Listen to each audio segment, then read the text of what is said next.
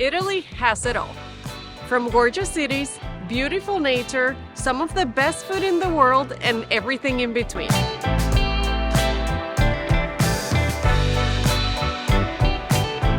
But there are definitely things that you need to know before visiting, and in this video we're going to answer all your questions. Basically, we're going to tell you everything we learned after spending 10 weeks in Italy. So, benvenuti in Italia!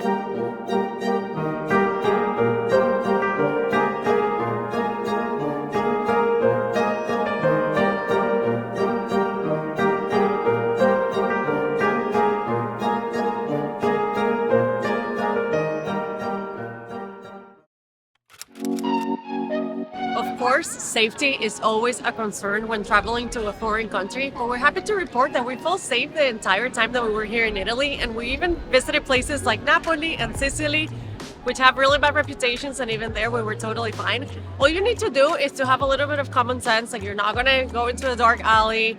People do warn us about pickpockets, so that happens for sure, and petty crime, so you do have to be aware of your surroundings and keep an eye on your belongings. But other than that, Italy is safe.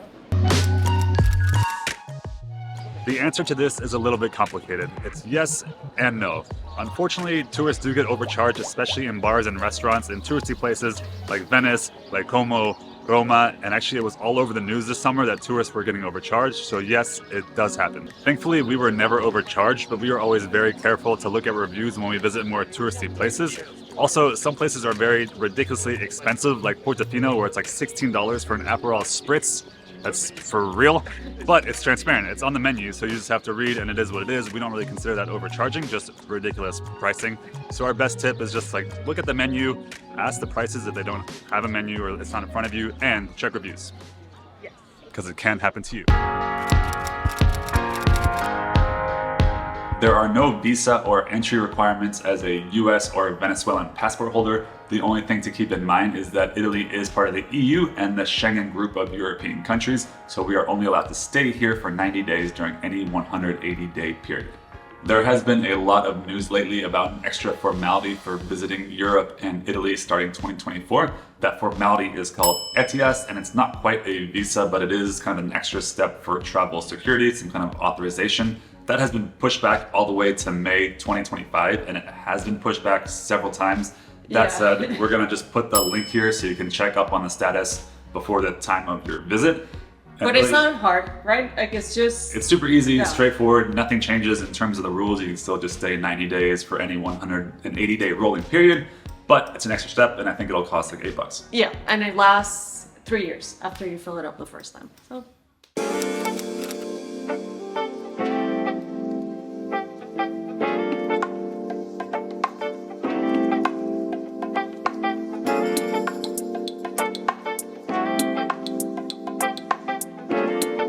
It's pretty amazing. We saw a lot in 77 days, starting all the way from the north in Treviso, Verona, and then going all the way south to Sicily.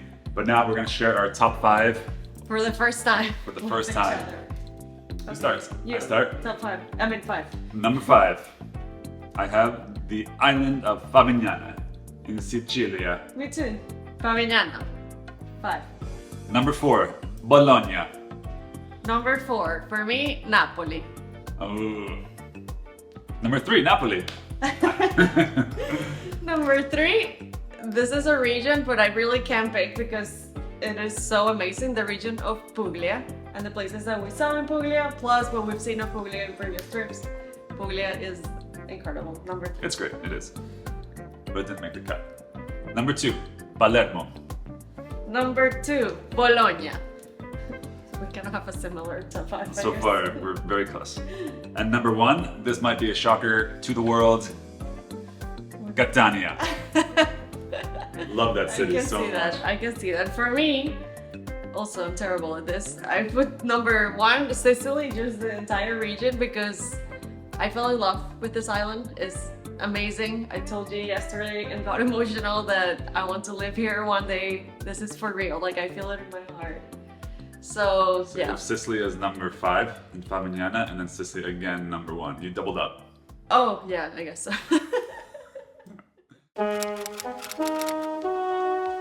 The best way to move around Italy is by having your own car. Seriously, if you want to explore Italy on your own terms, there's really no better way to do it than by having a rental car, especially if you want to visit those quaint villages and hilltop towns that Italy is famous for. Nothing beats having the flexibility to go wherever you want to go and stop wherever it is you want to stop, including that cozy little trattoria that is just along the way on your route, instead of just passing it by on the bus, which is a tragic situation. Trust us, we're speaking from experience. So here are 3 essential tips to keep in mind when renting a car in Italy. But before we get to that, let us tell you why the best way to book a rental car in Italy is with this video's sponsor, discovercars.com. Our favorite thing about them is that they always have the very best deals. For example, when you do a search in Palermo, Sicily with Discover Cars and another popular booking website, Discover Cars always gives the very best prices. Check it out. Also, discovercars.com has a ton of availability all over Italy, including our favorite places like Bologna, Palermo, and Catania, so you never have to worry about getting a car in Italy. And it's very easy to book. The only thing that you have to do is just select the correct transmission type. If you're someone that doesn't know how to drive stick, like me, you'll have plenty of options for manual. And then make sure you select most highly rated agencies. We usually select a filter for 8 stars and above. And finally, select the best car for you. So the 3 things that you have to keep in mind when you're renting a car in Italy are: Number 1, this is especially important for Americans. Make sure that you pick up an international driver's license before your trip. And this is super easy. You just have to go to a AAA office and pay $25, and it takes 20 minutes. Trust us, they ask for this every time that you pick up your car rental, and they also ask for your passport. So make sure to bring both things always. Number 2, respect speed limits. There are many controlled speed zones, and it's kind of hard to tell where they are, especially if you're not a local and you don't know all the signs. And since you will be the one paying for the fines if you get caught speeding, it's better to be careful with this. And number 3, small cars are the way to go. It will be a lot easier for you to drive anywhere you want, and it's also going to be easier for you to park. Trust us, the streets in Italy can get pretty narrow. So if you want to travel throughout Italy the best way possible, just head to the description and click on our link, or you can also scan the QR code right here and book your car rental with discovercars.com. They pull together rental options from different agencies, making sure you always get the best price for the car you want. And trust us, their prices are unbeatable. Right now, we are in the US and we rented this car with them and we got the best price. And it doesn't hurt that they also have the best reviews on Google and Trustpilot. We appreciate it so much if you use their link, because it tells discovercars.com that our little channel is a good partner. So thank you so much in advance. Anyways, moving on to the second best way to move around Italy, especially if you're going to bigger cities. There are affordable regional trains connecting a lot of the major cities, and also in many cases, high-speed trains. You can buy your tickets online, but there is also an app that you can download and purchase your tickets from there. Also, you can just get the tickets from the station, from the employees working there, or from the kiosks that they have available. And remember, always validate your ticket to avoid getting fined. And also, you don't really have to buy your train tickets in advance unless you're going on the high-speed train, and then we definitely do recommend that you buy it in advance because they can sell out. But honestly, there is a ton to know about train travel in Italy, so much so that we made a dedicated video with everything that we learned after taking the train dozens of times in this country. It's definitely worth checking out. It's linked in the description. There is a lot to learn about train travel in Italy.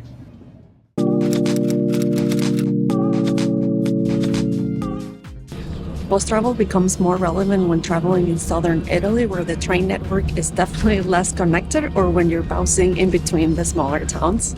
The most popular buses in Italy are Italbus and of course the famous Flixbus, but there's also a bunch of local bus networks that connect the smaller towns. And for the big companies, you can buy the tickets online, and for the smaller companies, you can buy it at local travel agencies or tabacchi shops. The first thing you need to know is that there are essentially no rideshare options anywhere in Italy, and taxis are very, very expensive. So the best way to get around Italian cities is either by foot or by using the public transportation system. Actually, the public buses here are very cheap and very well connected, and some cities, like Napoli, even have a metro. So if you do plan on traveling by bus, you can buy the bus tickets at the local tobacco shops, and please always remember to validate. We can't overstate that enough. And if you're traveling by metro, you can just buy the tickets at the metro station. And in our opinion, just like checking Google Maps is a great way to figure out what train or bus you have to take and where to take it from. And finally, the cities are very walkable, but like the smaller towns can be very steep and a little bit slippery. So if you have mobility concerns, just keep that in mind.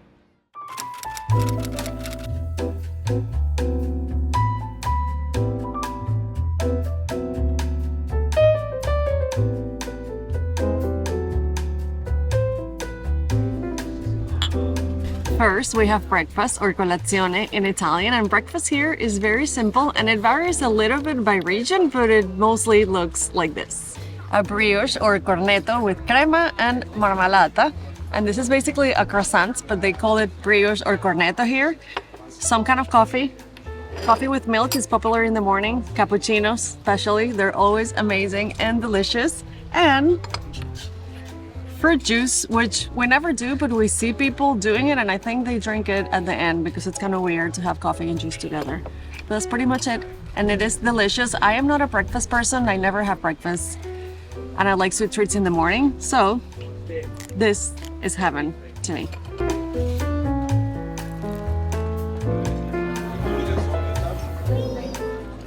When it comes to lunch, we have 3 general tips for you. So the first one is that you check opening hours, because a lot of the local restaurants, they only open from 12 to 3, so make sure to check that in advance.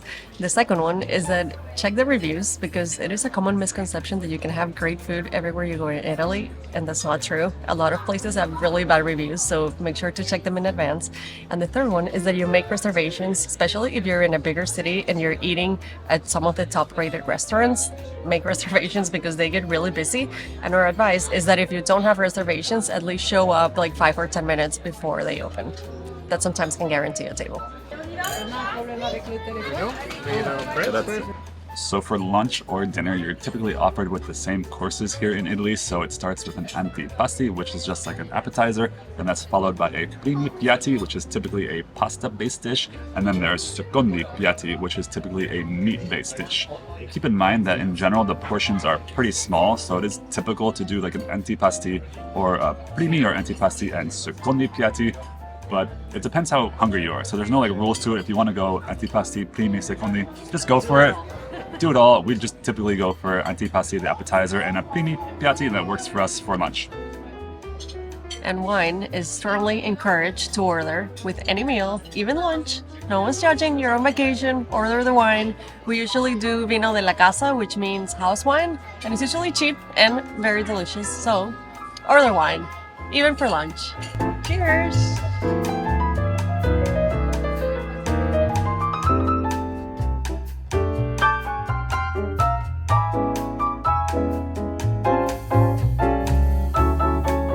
Before you know it, it's 5 p.m., which translates to Aperitivo time, which basically means Aperol Spritz time. And this time of the day is taken very seriously everywhere in Italy. It doesn't matter the day of the week. At 5 p.m., everyone is out and about, chatting and catching up and having a drink. So get ready to sit somewhere at 5 p.m. and take part of this amazing Italian tradition. If you go to the right place too, like you will get yummy snacks included with your drink, but those are not that easy to find, so make sure to ask around. If not, just enjoy it. It's still great. No matter what. You need your straw. My straw is a pasta. And about 7 or 7:30, restaurants start to open again, and dinner is treated as an event here in Italy. So you should treat it almost as a thing to do here, because no one's in a rush. You have to understand that you have to be patient. It's supposed to be fun. It's supposed to last a while. It's a big part of Italian culture. So if you want something fast, like that's not going to happen at a restaurant. And when you see the dinner menu, it's going to be pretty similar as the lunch menu, just with a lot more options. So you're going to have antipasti, primi piatti, secondi piatti, dessert, wine, obviously. And tonight we're gonna order everything so you can see how it looks like. We're gonna be very full.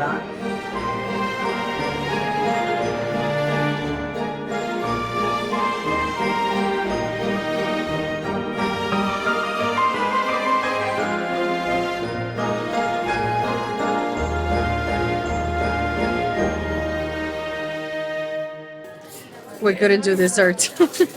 Sorry if we disappointed you. It is a lot of food.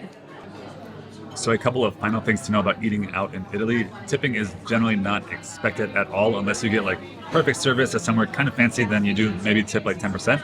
But one thing that you will always see on your bills at a sit-down restaurant is something called a cocchetto, and that is basically a fee for bread and just random things, and that's like a fee between €1 to €6 per person. That's basically all you need to know about eating out in Italy. Is English spoken in Italy? English was actually much more prominent than we expected when we got here to Italy, but as is usually the case in many other countries, it's usually the younger generations that speak it more fluently. Older generations, it kind of varied. Sometimes they don't speak any, sometimes they speak it perfectly well, so it kind of just depends where you are and on the person. Also, what's fun about Italy is that many of the different regions have different dialects. So once you start getting the hang of it, you switch the location, like you go to Napoli or Sicily, you start hearing new sounds, And it's it really different. throws you off. Yeah. All that said, we think it's like very like helpful, useful, but also a part of like cultural Immersion, I guess, to try to Immersion. learn a few words in advance so you can show respect for the culture that you're visiting. You know, like don't expect everyone to speak English.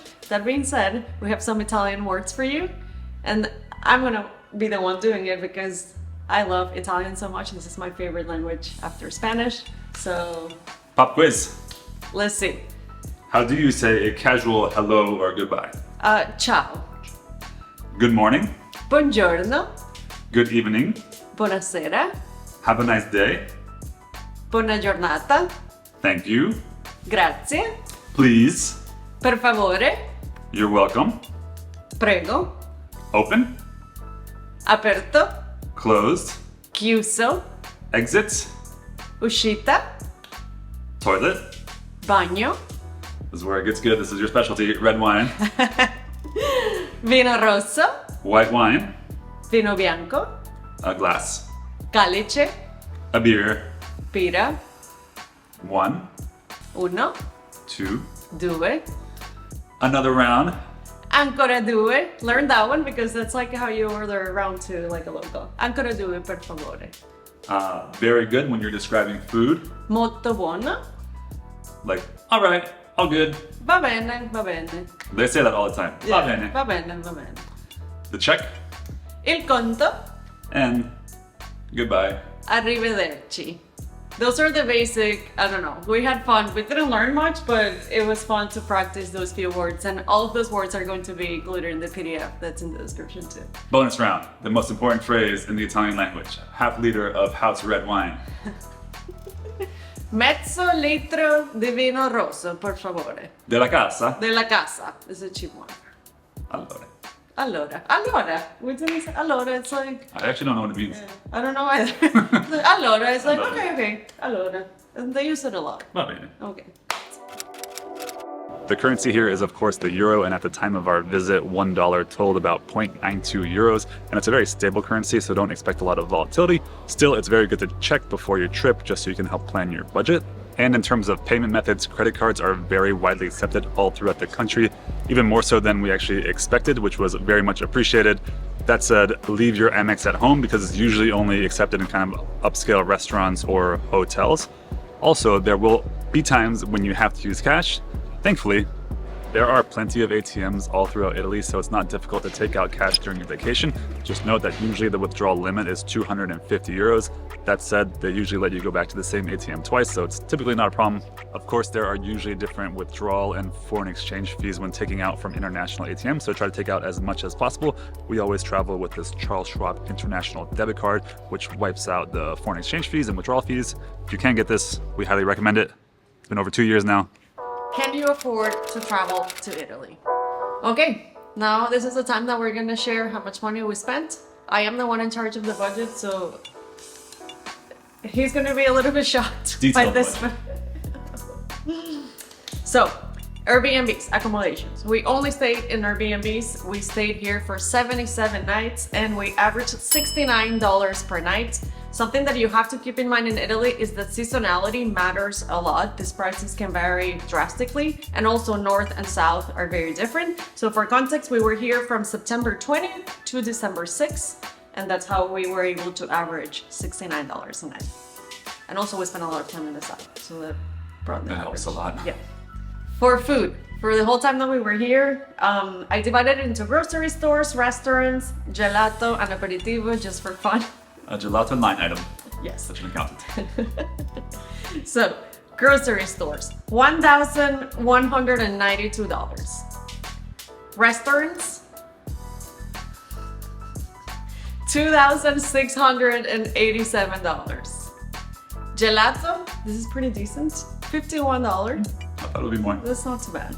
Aperitivo, which is happy hour basically, $312 that I can account for. Some of the drinks are included in the lunch and dinner expense.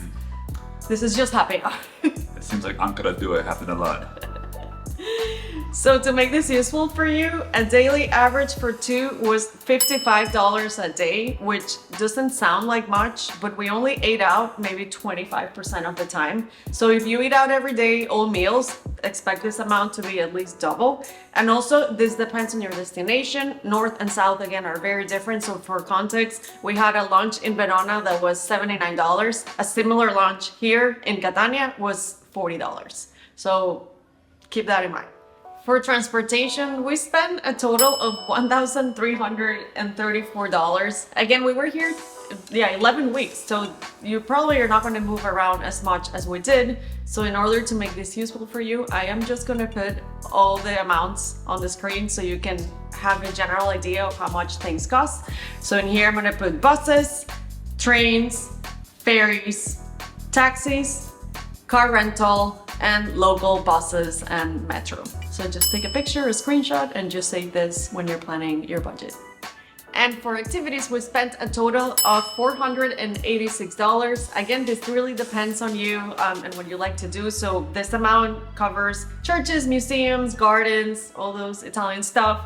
And the two things that contribute to most of this amount is a cooking class and the trip to Mount Etna. So again, we're sharing this, but it really depends on you and what you like to do when you're traveling. Italy has a bunch of different airports, but if you're coming from outside of Europe, then the largest and most accessible airports are in Rome and Milan. And major airports throughout Europe are much more likely to have direct connections to the different cities all throughout Italy. Milan is a great entry point if your itinerary is focused on northern Italy, and you can easily reach central Italy and Tuscany from there as well. And Rome is a great place to begin your Italy journey if you are visiting central Italy, as well as if you are planning to travel further south. So even though Italy is a wonderful country, we always like to share things that we didn't like about a place that we visited because no place is perfect. Yeah. And for Italy, I think it has to start with the dog poop on the sidewalks, which is just super prevalent in almost every city. Most people don't pick up their crap. Yeah, I mean, I have to burn my shoes now, basically. We both stepped in it. Especially at night, like be careful people, it's tough. Yeah. Also, especially in, I would say Sicily, it is a little bit dirty. There's a lot of trash on the floor. I think they have problems with like collection and that kind of stuff. Yeah. Even though they're super particular with like recycling. And Very. there's 15 different bins inside the Airbnb. I don't know, it just somehow ends up on the street. Yeah. And the other thing is just how outrageously priced some of the places are. So we went to Lake Garda, Lake Como, Portofino, and like 16 euro for a draining experience. Like in other places it costs 3, 5, 7 if it's expensive. Yeah. It's like, why? So it's not like a scam per se because it's transparent, but it's just so outrageous. Yeah, It wasn't fun. And that applies for food in those places too. Like a plate of simple pasta, like 25 euros. Like, seriously? No. Get lost. The only reason we're sharing those things is so that you know what to expect when you visit Italy. We don't want to discourage you from visiting this amazing country. We love it here so much. I want to live here. That was just an FYI. And what else? That's it. This is the last Italy video. Grazie Italia. We'll see you again. Arrivederci. Thank Arrivederci. you for the memories. We love you so much. I love you so much. I can't wait to be back. Ciao. Thank you for watching. See you in the live video. Bye.